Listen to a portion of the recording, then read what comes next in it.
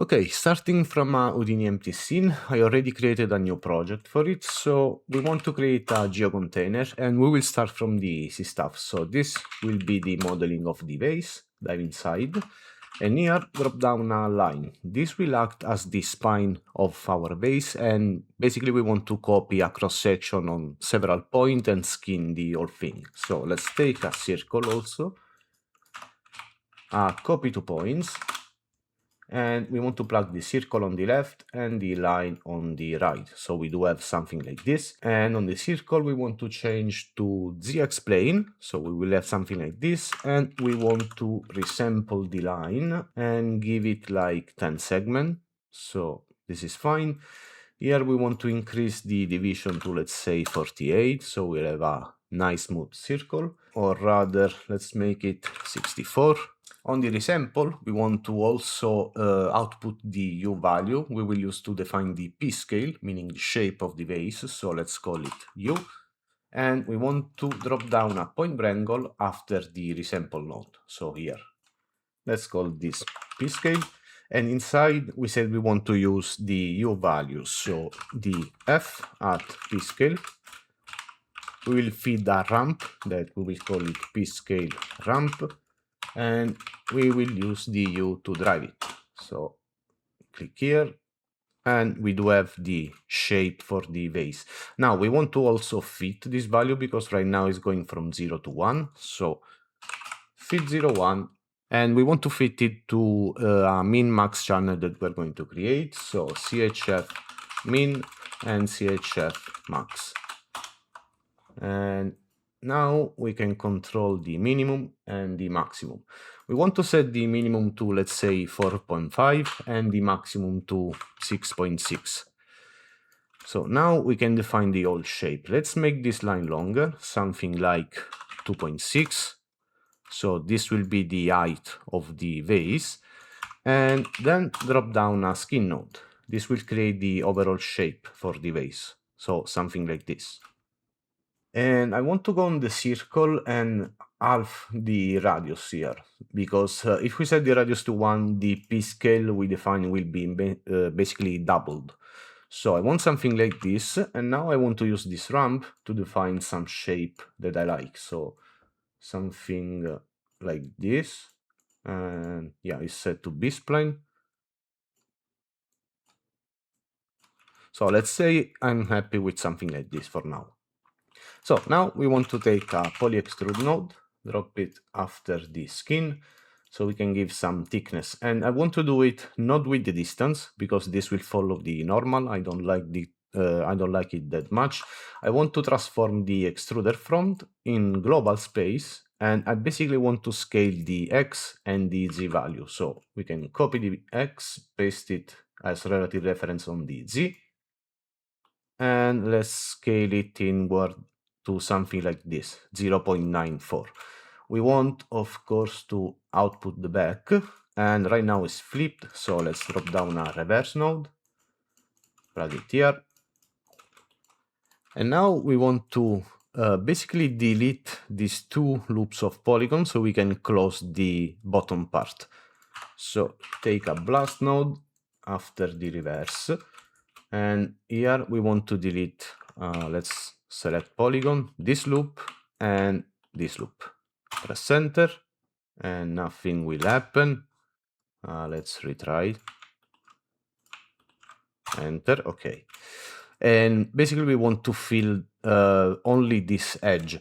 This won't be a problem, this internal one, because we will have the dirt object basically filling the vase. So select this edge loop and take a polyfill node. We want to fill it as triangle fan, don't deform the patch, and also let's add a edge loop. Let's say here 0.16. And since we are texturing this whole thing, we need UV, so let's drop down a UV flatten node. And here with the tool active, we want to cut the bottom, so this loop here, and align over the whole spine. So let's say something like that. disable the manual layout, and you can see that this is not perfectly aligned. So on the flattening constraint group here, you have this tab, axis align vertex group. We want to use this tab to define some vertex group that will, let's say, align this whole shape to the grid. So let's click on the plus button, and we want to select some vertex. And let's go on the UV view, it will be easier. First, let's select the right part, so all of these, press enter, and as you can see, it aligned to the wrong axis, so we just want to change this to V. Let's add another group and do the same for the other side, so this line of vertex. And immediately, this part is not very procedural, but doesn't matter because the vase, I mean, it's a fixed shape and we can change it anytime we want. And also, this needs to be set to the v-axis, and we want to add another two group for the horizontal line. So plus, select, and here let's take this whole line. Press enter. This is good for the u-axis, and add the final group. We will take, I guess this is flip now, so we are taking again the top line. So let's make sure you take all the vertex in the full line. So now it is perfectly aligned. And if you want, you can also drop down a UV layout. This will optimize the space, I guess. Sometimes it works, sometimes it doesn't. And after it, we want to apply some bevel to the whole thing. So let's go back in perspective view. Let's save it. Here, let's drop down a poly bevel node. And I don't know why it keeps turning in UV view, but let's select the group for the bevel. We want to bevel this edge loop, this other one, and the bottom one. Let's press enter, and let's give it, let's say 0.05 as a distance, maybe to division. And after it, let's drop down a subdivide node. This will smooth the whole geometry. So we have something like this. Finally, let's drop down a normal node on the vertex. And since it's a good idea to cache out everything once it's completed, let's drop down a file cache node after the normal. We want to call this vase. And here I want to set it to explicit. It's not time dependent, it's just a single frame. And I want to output in the job variable, so my project, in the geo subfolder. I want to take it the name of the node, so $os.bgeo. So if you middle click to check the path, it seems correct, so we can save the geometry. So let's drop down a null node. We call this out vase. Let's make it green. And we are basically done for the vase, at least for the modeling. We will deal with the texturing in Copernicus for everything after we're done with the modeling part of the whole scene. So let's move on the dirt. So let's create another geo container for the dirt. Let's call it dirt. Go inside. In here, let's drop down a circle. Our dirt will be just a simple flat surface. We will apply some displacement to it, but overall it will be fairly simple. We want to align the plane to the ZX. Let's give it 64 division like the base. And let's drop down a transform node so we can raise it to, let's say, 2. And now we can increase the radius over here. So let's show all object so we can eyeball the radius of the vase that we need. So let's say 2.8 maybe, and we can raise it a little bit more. Something like this should be fine for now. And I want a good topology on this since we are using displacement. So on the circle, let's hide everything else for now. I want to use an open arc. Then I want to fuse the point. So we will have basically an open closed circle. And now I want to use a polyfill like before, so polyfill.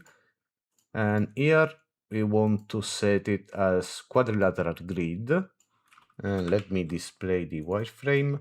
And on the circle, let's rotate it so it will be facing upward. And on the polyfill, let's enable the smooth and set it all the way up to 999. So we will have a smooth topology. And before the transform, also drop down a subdivide. So this is the kind of topology I want, since we want to use some displacement map. And we also want to apply some deformation to the geometry itself. So we will use a point VOP after the subdivide. And this will be, let's say, noise, and dive inside. And in here we want to do two things. First, we want to raise the dirt as it going towards the center of the circle, which is the point where the tree will start, and also we will add some overall noise. So first we want to take a distance node, and we will measure the distance from the current point position to the center.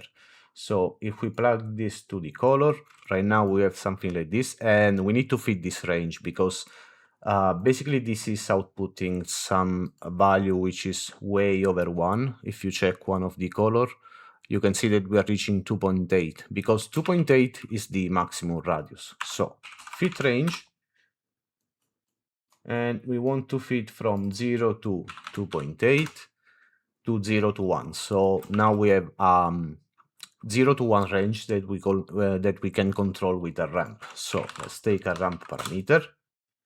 So we can remap this the way we want. We want to set this as a spline ramp, and right now it's 0 because by default the outside ramp is set like this. Let's reset it. And we don't want to use this to drive the color, of course. We want to use it to set a new Y position. So take a set vector component.